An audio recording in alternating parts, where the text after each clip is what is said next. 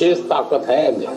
बहुमूल्य चर्चा चर्चा से गोटे संदेश देले माननीय प्रधानमंत्री जी जे परीक्षा देवा पूर्व आम अधिक टेंशन नेबा नहीं, स्ट्रेस नेबा नहीं, बा आम अधिक चापयुक्त हवा नहीं, चाप मुक्त हवा।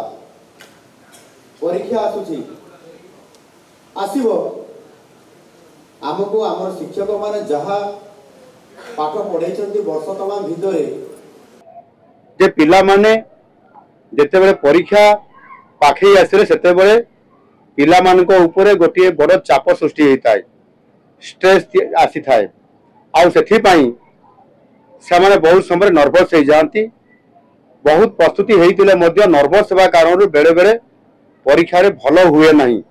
भागवत गीतार भी से कथा लिखाई जे अधिक स्ट्रेस किमती भाव में न देवा पाई निज देह उपरे निज मन उपरे आउ सेथि पई एठी परीक्षा रे केमिति मु अधिक नंबर रखिबी ए प्रकार पिला मान भितर जो गोटे मानसिक चाप सृष्टि होता है आउ से सेथि पई परीक्षा प्रस्तुति समय रे गोटे फोकस करथांती मु अधिक नंबर केमती रखिबी किंतु या द्वारा बड़ा चाप सृष्टि होता है, टेंशन बढ़ी जाए आउ ताकर देह ऊपर बॉडी ऊपर जिते स्ट्रेस आसी जाए सेते बेले से नर्वस हो जाती आउ ताहा बहुत क्षति मध्य करिथाए।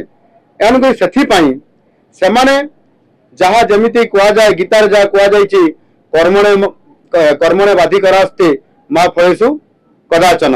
एक यार अर्थ होउछि जे आमे निजर कर्म करिबा, आमर कर्म कोन अछि ना परीक्षा बोर्ड परीक्षा आमे देबा कौन करबा पई पड़िबो ना हमको प्रस्तुत होबा पई पड़िबो किबड़ी हेबा कथा ना आमर शिक्षक माने हमको जहाँ टिप्स देइछन्ति सेही आधार में प्रस्तुति होबा पई पड़िबो समय अनुसार।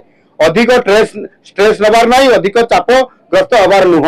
आमको शांत मन भाव में आम पढ़ा पाठ जदि पाठ पढ़ा ताहले निश्चित भाव अधिक प्रैक्टिस कले आमे ताहा सफल रूपायन दे पारिबा। ये प्रकार आधार विषय रे आज पूरा आलोचना होईछि।